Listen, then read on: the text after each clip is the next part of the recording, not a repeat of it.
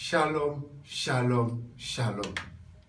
Merci pour votre fidélité à ce programme Bâtir son mariage sur le roc. Nous sommes au deuxième module intitulé À la découverte de l'âme sœur. Et dans la vidéo précédente, nous avions énoncé qu'il y a 5 éléments bibliques qui nous aident, 5 éléments bibliques utiles à la découverte de notre âme sœur. Et nous avions parlé de 2 sur 5 de ces éléments. Nous avions présenté les 2 premiers éléments, à savoir le premier élément, la description. Il est important pour nous, étant des êtres volitifs, de manifester à Dieu notre volonté, nos désirs en rapport à notre conjoint, à notre âme sœur. Dieu nous ayant donné la capacité de vouloir, de désirer, ne nous écarte pas du choix de notre âme sœur. Comme on l'a dit, il nous écoute et il observe nos désirs. Il tient compte de ceux qui sont légaux, des désirs légaux. Il tient compte de cela. Et ceux qui ne concordent pas avec les siens, avec sa volonté pour nous, il les met de côté. Donc la description.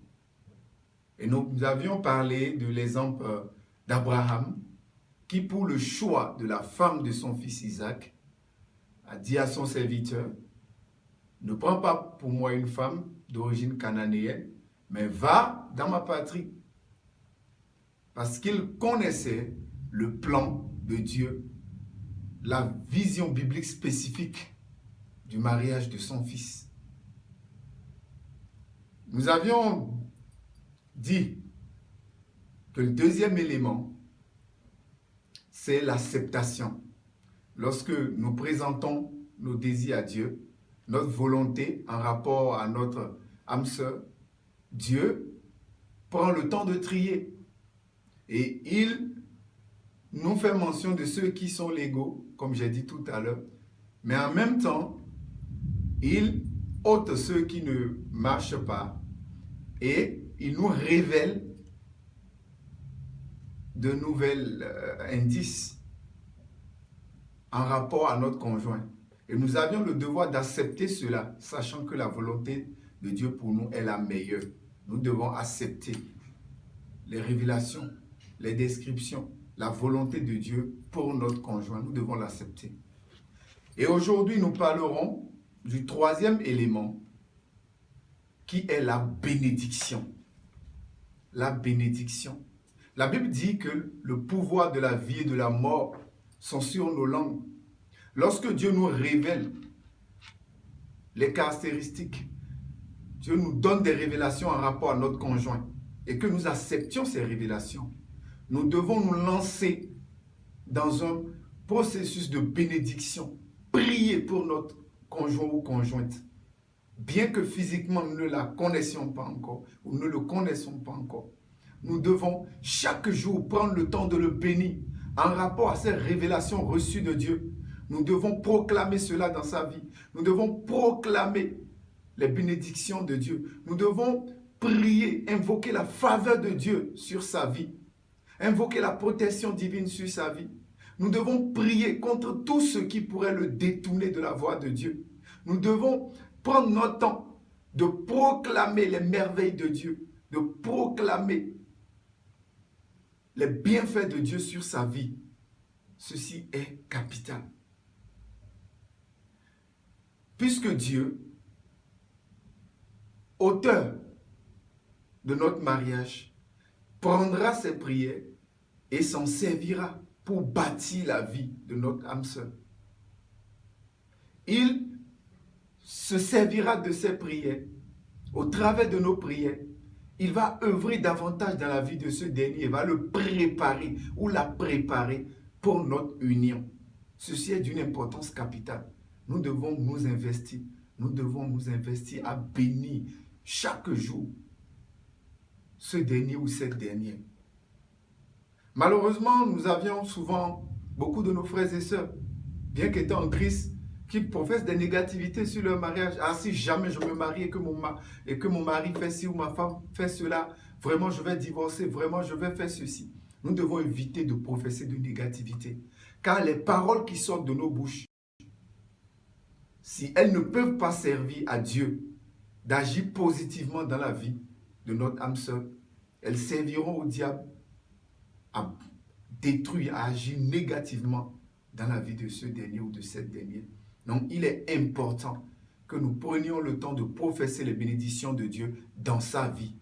Nous ne le connaissons pas, nous ne la connaissons pas de manière physique, mais Dieu le connaît, Dieu la connaît. Et lui, au travers de nos prières deviennent comme un pont qui s'élève de nos vies, qui monte à Dieu et qui descend de Dieu vers la vie de notre âme sœur. Et ainsi, Dieu, au centre, pourra œuvrer, transférer en fait nos désirs vers ce dernier et œuvrer dans sa vie. Ceci est vraiment important. Le troisième élément. Le quatrième élément, c'est l'observation. Dieu nous a donné des yeux pour voir, des yeux physiques pour voir. Lorsque nous nous investissons à prier pour ce dernier ou cette dernière, nous devons observer, regarder autour de nous, observer les gens que le Seigneur dirige vers nous ou les gens vers qui le Seigneur nous dirige. Souvenons-nous de l'histoire d'Adam en Éden. Lorsque Dieu a créé les animaux, il les a apportés vers Adam. Adam a pris le temps de les observer. Il a pris le temps de les analyser. Il a pris le temps de les nommer. Et c'est suite à cela qu'il s'est rendu compte qu'il n'a pas un semblable dans ces animaux. Et ensuite, Dieu a créé la femme et lui a apporté la femme. Il a observé aussi. Et c'est suite à son observation qu'il a proclamé que celle-ci est os de mes os, chair de ma chair. Donc nous devons observer. Nous devons prendre en compte chaque personne, chaque relation, chaque connexion que Dieu crée dans nos vies avec nos semblables. Et observer, voir si ces personnes, s'il y a des gens ou s'il y a une personne qui porte ces caractéristiques, ces révélations que Dieu nous a données. Nous devons voir si ces personnes avec lesquelles Dieu nous met en connexion détiennent, ont ces caractéristiques que Dieu nous a révélées par rapport à notre conjoint. Souvenons-nous de l'histoire d'Abraham. Lorsque Abraham a dit à son serviteur, va dans ma patrie, il n'est pas resté auprès de son maître Abraham pour prier. Non, il s'est déplacé, il est allé dans la patrie de son Seigneur, de son maître Abraham, pour observer les filles, pour observer les filles qui y sont. Il est allé observer. Et c'est important, c'est capital pour nous d'observer, de voir tout autour de nous les personnes avec qui Dieu nous met en contact, pour voir si nous allons reconnaître ces révélations que Dieu nous a faites, ces descriptions, ces caractéristiques que Dieu nous a données dans la vie de quelqu'un parmi ces personnes-là. Donc, servons-nous de nos yeux et observons. Ceci est important. Et la cinquième et la dernière, c'est la confirmation. Le dernier élément, c'est la confirmation. Lorsque nous avions observé et que nous reconnaissons ces caractéristiques dans la vie d'une personne avec laquelle Dieu nous a mis en connexion, nous devons maintenant prendre le temps de regarder à Dieu. Seigneur, est-ce celui-ci? Est-ce celle-ci? C'est important de lui soumettre en fait notre observation et de rechercher la confirmation auprès de lui. Ceci est important avant de nous impliquer, avant notre implication dans une relation avec ce dernier ou cette dernière. Il est capital de rechercher la confirmation de Dieu. Lorsque nous nous observons de nouveau l'histoire du choix de l'épouse d'Isaac, le serviteur d'Abraham. Il s'est déplacé, il est allé vers le puits qui est juste à la sortie de la ville, sachant que les filles viendront là puiser de l'eau. Il est resté là, il a observé. Mais il a posé un élément, il a posé des conditions de confirmation à Dieu. Il a soumis une prière à Dieu qui lui permettrait d'avoir la confirmation que c'est la femme que Dieu a prédestinée pour le fils de son serviteur Abraham. Et Dieu a exaucé cette prière pour lui confirmer, pour lui apporter la confirmation que c'est celle qu'il a choisie pour Isaac. Donc, nous devons laisser Dieu prendre le devant. C'est-à-dire, lorsque nous nous observons, nous devons permettre à Dieu de nous confirmer si notre observation est juste.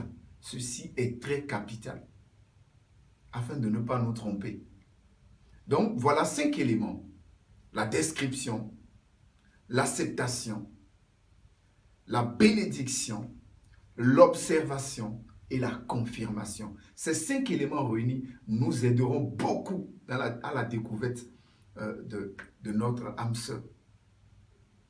Merci d'avoir suivi cette vidéo. Et si vous avez des questions, n'hésitez pas. Écrivez-nous sur notre plateforme WhatsApp. Plus 229 53 97 85 84 ou par mail netprogression@gmail.com. Merci et que Dieu vous bénisse.